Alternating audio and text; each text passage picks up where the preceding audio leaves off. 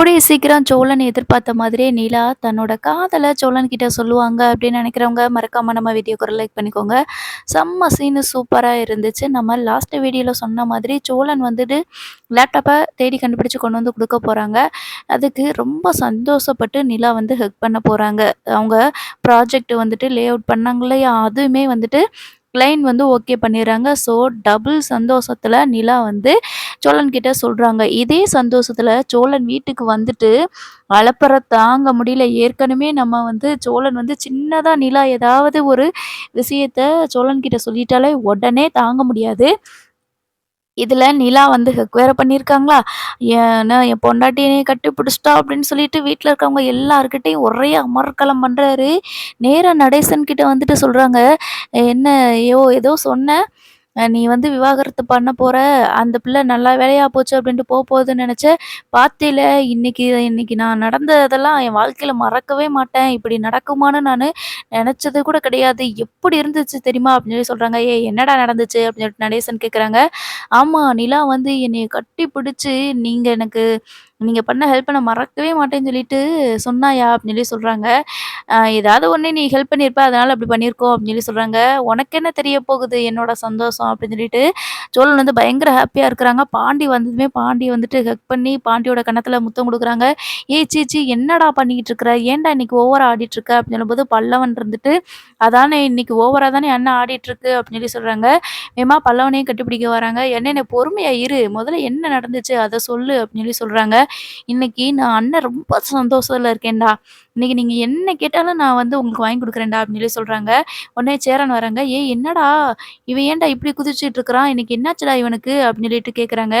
"அண்ணே சந்தோஷமான விஷயண்ணே" அப்படின்னு சொல்லி சொல்லும்போது, "ஏன்டா வேற ஏதாவது பிள்ளைகிட்ட பேசி அது என்ன ஓகே ஆயிருச்சா?" அப்படின்னு சொல்லிட்டு கேட்குறாங்க. "ச்சீ அப்படிலாம் இல்லண்ணே" அப்படின்னு சொல்றாங்க. "அப்புறம் என்னடா? ஏக்கடா இப்ப இப்படி கத்திக்கிட்டு இருக்கிற நீயி?" அப்படின்னு சொல்லி சொல்றாங்க. உடனே இன்னைக்கு நான் சொல்ற விஷயத்த கேட்டா, நீங்க எல்லாருமே சந்தோஷப்படுவீங்க அப்படின்னு சொல்லி சொல்றாங்க. அத முதல்ல என்னன்னு சொல்லு. அதுக்கப்புறம் பார்ப்போம். இல்லண்ணே, இவ காயத்ரி மாரி வேற யாரையாவது ஓகே பண்ணியிருக்கோம் அண்ணே. பொண்ணுங்க பேசினா மட்டும் தானே அண்ணன் இவ்வளோ சந்தோஷப்படும் அப்படின்னு சொல்லிட்டு பல்லவன் சொல்றாங்க. நீ சொல்றதெல்லாம் சரிதான்டா. அவன் வந்து ஏதாவது பொண்ணுங்க பேசியிருப்பாங்க. அதனால தான் இந்த ஆட்டம் ஆடிட்டு இருக்கான்னு சொல்லி சொல்றாங்க. இல்லண்ணே, இன்னைக்கு நான் அவ்ளோ சந்தோஷத்துல இருக்கேன். என்ன நடந்துச்சு தெரியுமா? நிலா என்னைய கட்டி பிடிச்சுச்சுண்ணே அப்படின்னு சொல்லி சொல்றாங்க. ச்சீ என்னடா சொல்ற? இத போய் இங்க சொல்லிட்டு இருக்க. எது உன் கனவுல நடந்ததெல்லாம் இங்க வந்து சொல்லிட்டு இருக்க அப்படின்னு சொல்லி சொல்றாங்க. அப்படிலாம் இல்லண்ணே. இன்னைக்கு வந்து என்ன நடந்துச்சு தெரியுமா? நிலா வந்து எனக்கு கால் பண்ணி என் லேப்டாப்ப வந்து ஆட்டோலயே விட்டுட்டு போயிட்டேன். ஆட்டோலயே வச்சுட்டேன் போல இருக்குது.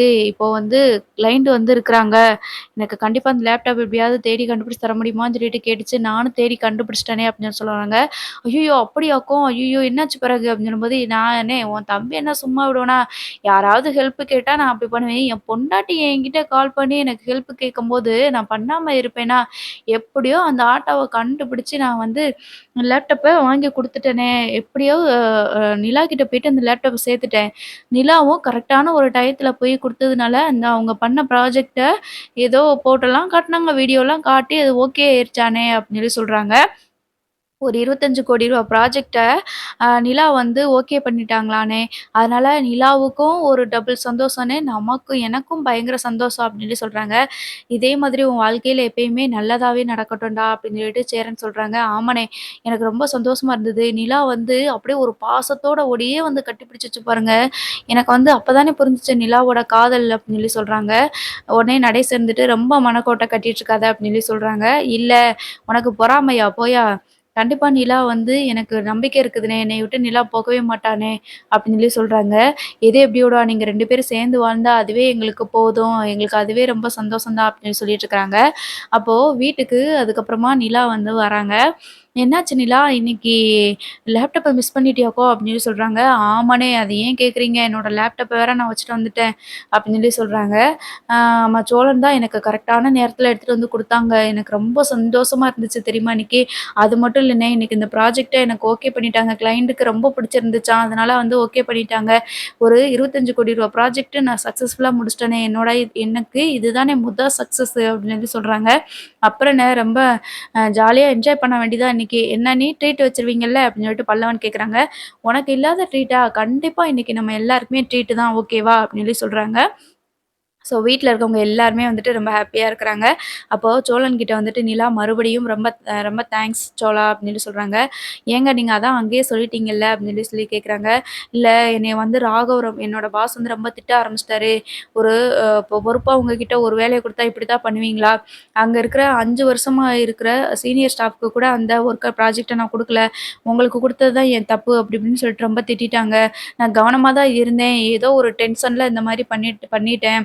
தெரியாம லேப்டாப்ப வச்சுட்டு போயிட்டேன். ஆனா, அந்த நேரத்துக்குள்ள எனக்கு நீங்க தேடி கண்டுபிடிச்சு குடுத்தீங்கல்ல, அதுதான் பெரிய விஷயம். ரொம்ப தேங்க்ஸ் தோழன். நீங்க மட்டும் இல்ல அப்டின்னா, கண்டிப்பா இந்த ப்ராஜெக்ட்ல வந்துட்டு ஏதாவது எக்ஸ்கியூஸ் கேட்டுருக்கலாம் தான். ஆனாலும், அவ்வளதான் இனிமே எனக்கு அந்த நம்பிக்கையே இல்லாம போயிரும்ல. என்னைய நம்பி ஒரு சின்ன ப்ராஜெக்ட் கூட குடுக்காம போயிருவாங்க. எனக்கு ரொம்ப சந்தோஷமா இருந்துச்சு அப்டின்ட்டு சொல்றாங்க. சரிங்க. அதனால என்ன இப்போ யார் ஹெல்ப் கேட்டாலும் நான் செய்வேன். அதுவே நீங்க கேட்டா நான் இல்லேன்ருப்பேன்னா, கண்டிப்பா உங்களுக்கு உதவி பண்ணியிருப்பேன் அப்டின்னு சொல்லி சொல்றாங்க. அதுக்கப்புறமா நிலா இருந்துட்டு, "இன்னைக்கு நம்ம எல்லாருமே வெளில போய் சாப்பிடலாம்" அப்படின்னு சொல்லி சொல்றாங்க. "எதுக்கு நிலா? நான் என் வீட்லயே சமைச்சிடுறேனே" அப்படின்னு சொல்லி சொல்றாங்க. "இல்லண்ணே இன்னைக்கு வந்து நான் ப்ராஜெக்ட் ஓகே பண்ணது எனக்கு சந்தோஷமா இருக்குது. அதனால நான் வந்து டபுள் ட்ரீட் உங்களுக்கு குடுக்குறேன். அதனால எல்லாருமே ஹோட்டல்ல போய் சாப்பிடலாம்" அப்படின்னு சொல்லி சொல்றாங்க. உடனே கண்டிப்பா எல்லாருமே போலாம் சரியா? அப்படின்னு சொல்லிட்டு எல்லாமே கிளம்புறாங்க. அப்ப வேகமா சேரன் வந்துட்டு சந்தாவுக்கு கால் பண்றாங்க. "என்னண்ணே சந்தாவுக்கு கால் பண்றீங்களா?" அப்படின்னு சொல்லி சொல்றாங்க. "இல்லப்பா அந்த புள்ள ஹோட்டல்லலாம் போயிட்டு இங்கேயாவது சாப்பிட்டது கிடையாது. நம்ம போகும்போது அடுத்த தடவ கூட்டிட்டு போலான்னு நான் நெனச்சிருந்தேன். அதனால தான்ப்பா கூப்பிட்டேன்" அப்படின்னு சொல்லி சொல்றாங்க. "தாராளமா வர சொல்லுங்கண்ணே" அப்படின்னு சொல்லிட்டு நிலா சொல்றாங்க. ஸோ அதுக்கப்புறம் வந்துட்டு "வானதியும் கூப்பிட்டு போலாமா?" அப்படின்னு சொல்லிட்டு பாண்டி வந்து கேட்குறாங்க. "இதுல என்ன இருக்கு? வானதியும் வர சொல்லுங்க. எல்லாருக்குமே ட்ரீட் வச்சிரலாம்" அப்படின்னு சொல்லி சொல்றாங்க. அப்போ எல்லாருமே ஹோட்டல்ல போய் சாப்பிடுறதுக்கு எல்லாமே இங்க வாங்கிட்டு வந்து சாப்பிட்றலாமே! எல்லாருமே சாப்பிட்ட மாரி இருக்கும்ல அப்படின்னு சொல்லி சொல்றாங்க. அதுவும் சரிதான். நம்ம எல்லாருமே வீட்லயே கூட சாப்பிடலாம். என்னென்ன வேணுமோ நானும் சோழனும் போய் வாங்கிட்டு வந்துர்றோம் அப்படின்னு சொல்லி சொல்றாங்க.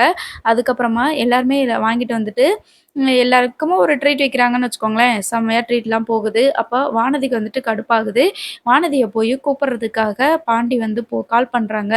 அதுக்கப்புறமா வானதி வந்து "என்னாச்சு? எதுக்கு ஃபோன் போடுறீங்கன்னு?" சொல்லும்போது, "இல்ல சோழனோட ஒய்ஃப் எங்க அண்ணி இருக்காங்கல்ல, அவங்க வந்து ஏதோ ஒரு ப்ராஜெக்ட்ட வந்து சக்சஸ்ஃபுல்லா ஃபினிஷ் பண்ணிட்டாங்களாம். அதனால அவங்களுக்கு வந்து இன்னைக்கு ட்ரீட் வைக்கிறாங்க எங்க வீட்ல எல்லாருக்குமேன்னு. நீயும் வர்றியா? நாங்க ஹோட்டலுக்கு போலான்னு பிளான் பண்ணியிருந்தோம். அதுக்கப்புறமா எல்லாருமே வீட்லயே சாப்பிடலாமான்னு சொல்லி நெனச்சிருக்கிறோம். நீ வர்றியா?" அப்படின்னு சொல்லிட்டு கேட்குறாங்க.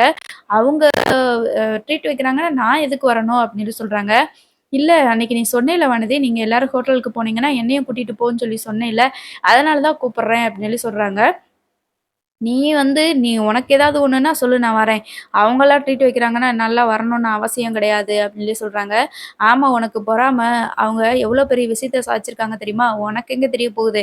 அவங்க ஏதோ 25,00,00,000 வீடு கட்டுறதுக்கு ஓகே பண்ணியிருக்காங்களாம். அப்ப அது எவ்வளோ பெரிய இது தெரியுமா?